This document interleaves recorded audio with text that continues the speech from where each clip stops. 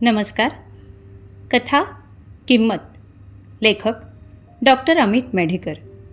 अभिवाचन मंदाकिनी पाटील, गरुड. अरे अजित, आज घर एकदम शांत कसं वाटतंय? नित्य आणि दीप कुठे गेले? घरात पाऊल ठेवता क्षणी निलिमा म्हणाली. तिच्या हातात सामान होतं आणि एक बॅग ज्यामध्ये बरेच गिफ्ट पॅक दिसत होते. लगेच अजितने लगबगीने तिला मदत करायला घेतली. तिच्या हातातल्या बॅग घरात नेऊन ठेवल्या. सकाळची वेळ होती आणि अजित बाहेर झोक्यावर छान पेपर वाचत बसला होता. अचानक निलिमा आलेली बघून अजित थोडा गडबडला. अगं ताई, अशी न कळवता अचानक कशी काय आलीस? तुला घ्यायला आलो असतो ना मी. पाण्याचा पेला तिच्या हातात देत अजित म्हणाला. अरे, अचानक मनात आल्याने निघाले. आज वाढदिवस ना नित्य आणि दीपचा. बघता बघता 9 वर्षाचे झाले बघ दोघे. हे ऐकून जणू नव्याने अजित काही काळ मागे गेला. 10 वर्षापर्यंतचे क्षण नजरेसमोरून तरळत गेले. अजित आणि प्रियाचं लग्न होऊन आज 5 वर्ष झाली होती. लग्नाचा 5वा वाढदिवस मोठ्या आनंदाने साजरा केला. पण मनात कुठेतरी सल जाणवत होती की अजूनही ते दोघेच होते. तिसरं कोणीही आनंदाने प्रवेशलं नव्हतं. त्याच दिवशी हट्ट करून प्रियाने त्याला डॉक्टरकडे जायला भाग पाडलं. चेकअप झाले, सगळ्या टेस्ट केल्या. दुसऱ्या दिवशी रिपोर्ट मिळणार म्हणून परत आले आणि घरच्या घरी वाढदिवस छान उत्साहात सेलिब्रेट केला. दुसऱ्या दिवशी रिपोर्ट घेऊन डॉक्टरकडे गेले. हे बघा मिस्टर अजित, रिपोर्ट बघून एकतर लक्षात येतं की थोडं दमानं घ्यावं लागेल. ट्रीटमेंटची गरज आहे. आपण नक्की प्रयत्न करूयात. हो, पण हे मात्र नक्की की सगळं सहज शक्य नाही. थोडे कॉम्प्लिकेशन्स आहेत. हे ऐकून प्रियाचा धीर खचला आणि ती एकदम शांत आणि अबोल झाली. तिची समजूत काढायचा अजितने खूप प्रयत्न केला, पण ती हवी तशी नॉर्मल नव्हती. त्याच दरम्यान अजितची बदली नाशिकला झाली. उत्साह नसून सुद्धा जाण्याशिवाय पर्याय नसल्याने सामानाची बांधाबांध सुरू केली आणि एकदाचे सामानासहित नाशिकला ते पोहोचले. अबोल अशी प्रिया आणि चंचल असा अजित यामुळे खूप जास्त नाही पण थोडीफार ओळख झाली आजूबाजूला, आणि यातूनच वर्षा नावाची एक मुलगी घरकामाला येऊ लागली. एकीकडे ट्रीटमेंट सुरू होती. त्याला हवा तसा रिस्पॉन्स मिळत नव्हता आणि आयुष्य अगदी हळूवार सुरू होतं. वर्षा एक 20 वर्षाची अनाथ मुलगी होती, जी जवळच्या कुण्या नातेवाईकांकडे राहायची. कामसू, शांत आणि गुणी अशीच. नाही म्हणायला तिच्या या स्वभावामुळे ती प्रियाला खूपच आवडत होती आणि दोघी एकमेकींना समजून घेऊन त्यांच्या नकळत एक बंध आपापसात जोडला गेला होता. अजित आपल्या कामात गर्क झालेला, पण घरात बसून तेच विचार करत प्रिया मात्र अजून कुढत होती. वर्षा ही एकच व्यक्ती होती जिच्याशी प्रिया बोलत असे, मनातील भावना व्यक्त करत असे. दोघीजणी जणू एकमेकींच्यासाठीच होत्या. त्याप्रमाणे त्यांचे नाते फुलले होते. बहीण की मैत्रीण हे त्यांनाही माहीत नव्हतं, पण एकमेकींना भेटल्याशिवाय त्यांचा दिवस पूर्ण होत नसे एवढं खरं. एकदा मात्र 2 दिवस होऊन गेले, पण वर्षा अचानक यायची बंद झाली. काही निरोप नाही, फोन नाही. प्रियाला मात्र ते खूप खटकलं होतं, कारण असं वागणं हे वर्षाच्या स्वभावातच नव्हतं. न राहून तिने अजितला भरीस घालत वर्षाच्या घरी जायला भाग पाडलं. आणि जेव्हा ते दोघे तिथे गेले तेव्हा त्यांना इतकंच कळलं की वर्षा दवाखान्यात ॲडमिट आहे. लगबगीने प्रिया हॉस्पिटलमध्ये पोहोचली आणि तिथे जे कळलं त्यामुळे ती चक्क भोवळ येऊन पडली. वर्षासोबत जे घडलं होतं ते ऐकून ती फारच अस्वस्थ झाली. वर्षा तर या स्थितीत नव्हतीच की काही बोलेल, जणू प्रेतवत पडून होती. 4 दिवसांनी जरा सावरल्यावर प्रिया पुन्हा तिला भेटायला गेली. तेव्हा वर्षा शुद्धीत आली होती. प्रियाला बघून फक्त ओक्साबोक्षी रडत होती. प्रियाने तिला धीर देत विचारलं, वर्षा, घाबरू नकोस, मी आहे तुझ्यासोबत. नक्की काय आणि कसं झालं? कोण होते ते? ताई, आम्ही गरीब लोक. पण म्हणून काय रस्त्यावर आहोत का हो? मला पण मन आहे ना. माझा काका ज्याच्याकडे मी राहत होते त्याने जबरदस्तीने माझं लग्न जमवलं आणि मला ते मान्य नव्हतं. दारुडा माणूस जो फक्त बसून असतो, काही काम करत नाही, असा व्यक्ती लग्नासाठी खरंच योग्य होता का? त्या दिवशी तो घरी आला. मी त्याला हाकलून लावले आणि सांगितलं की मला लग्न नाही करायचं आहे तुझ्याशी. रागात तणतणत तो गेला घरात. पण त्याची नजर खूप फुनशी होती. काका काकू त्या दिवशी बाहेरगावी गेले होते. घरात मी एकटीच होते. रात्री हा उशिरा दारू पिऊन आला आणि घरात शिरला. मी खूप प्रयत्न केला पण माझं काहीच हल्लं नाही. नको ते सगळं करून त्याने मला मारायचा प्रयत्न केला. पण माझं नशीब खराब म्हणा ना की मी वाचले.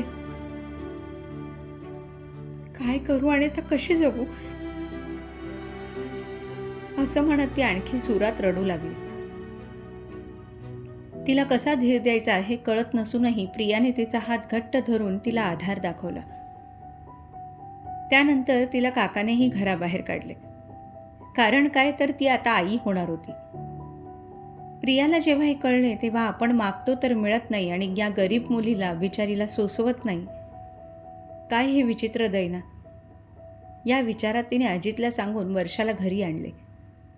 दिवस पुढे जात होते आणि एक दिवस वर्षाने जुळ्यांना जन्म देऊन ती मात्र हे जग सोडून गेली. हीच ती दोन रत्ने ज्यांनी अजित आणि प्रियाच्या घरात आनंदाचा आधारवड दिला.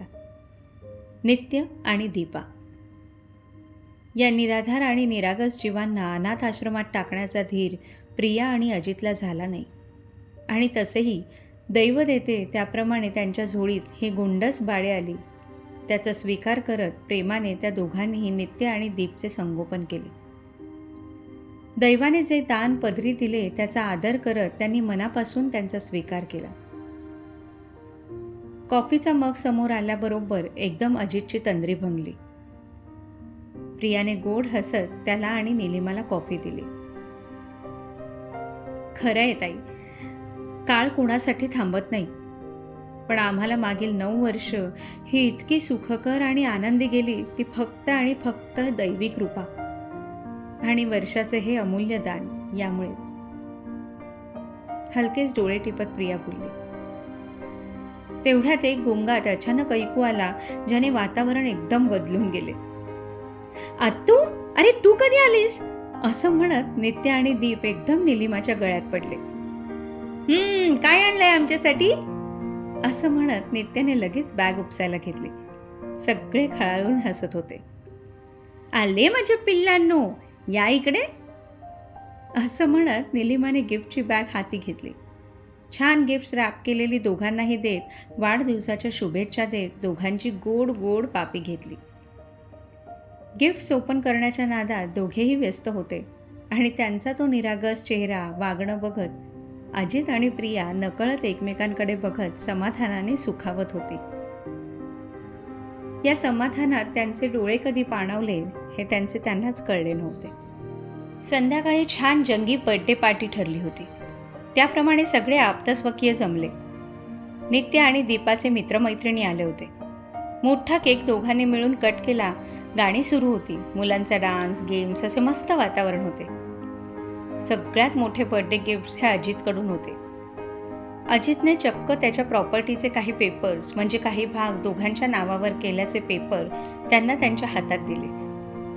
त्या निरागस मुलांना काही कळत नव्हते, पण वर्षाचा आत्मा जिथून बघत असेल तो मात्र नक्की कृतकृत्य झाला होता. सगळ्या लहान मोठ्यांनी हसत नाचत पार्टी एन्जॉय केली. जेवणाचा मेनू जबरदस्त होता. त्यावर मस्त ताव मारला आणि आनंदात दिवसाची सांगता झाली. रात्री मुलं झोपल्यानंतर अजित निलिमाला म्हणाला, ताई, खरं सांगतो हे मुलं आहेत म्हणून काय तो जगायचा उद्देश. नाहीतर काय होतं सांग ना. तुला नवल वाटतंय की मी आज जे गिफ्ट्स मुलांना दिले त्याचे. पण अगं काही वस्तू किंवा पैसे हे जे आहेत त्याचे मूल्यच नाही. ताई ऐकत होती. आज मी आहे, प्रिया आहे, पण उद्याचं काय माहीत. या जीवांची कधीच आबाळ नको म्हणून ही तरतूद बघ.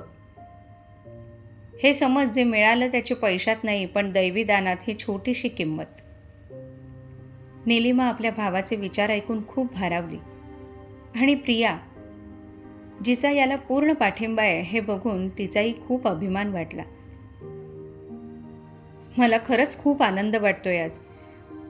कदाचित हे लिखित असेल म्हणून तुम्हाला अपत्य लवकर झालं नाही, पण त्याचा त्रास न मानून तुम्ही दोघांनीही जो समजूतदारपणा दाखवलाय ना आणि परिस्थिती स्वीकारलीत, ते वाखाणण्यासारखंच आहे. मला खरंच अभिमान वाटतो तुमचा. प्रिया म्हणाली, मी आणखी एक ठरवलंय. आज नाही, पण ज्या वयात वर्षा आम्हाला भेटली त्या वयाची ही दोघे झाली की सत्य नक्कीच त्यांच्या कानावर घालेन. मोठेपणा मिरवायला नाही, तर त्यांनाही हे कळायला हवं की त्यांची खरी आई सुद्धा तितकीच सुसंस्कृत होती. शिक्षण, घर, जन्म माणसाच्या हातात नसतो, पण जे तो अंगीकारतो तो सुसंस्कृतपणा.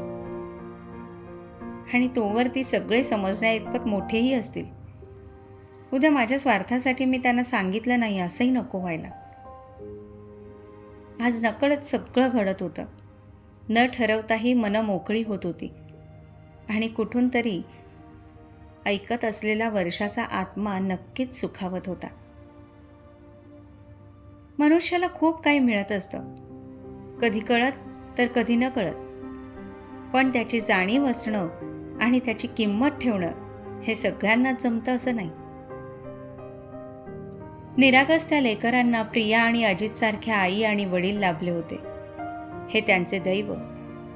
आणि अशी गुणी मुलं लाभली हे प्रिया आणि अजितचे भाग्य, ज्यात ते सुखाने जगत होते. नात्याची, दानाची, कर्तृत्वाची, त्यागाची आणि सगळ्यात म्हणजे माणसाची किंमत या घरात नक्की कळली होती.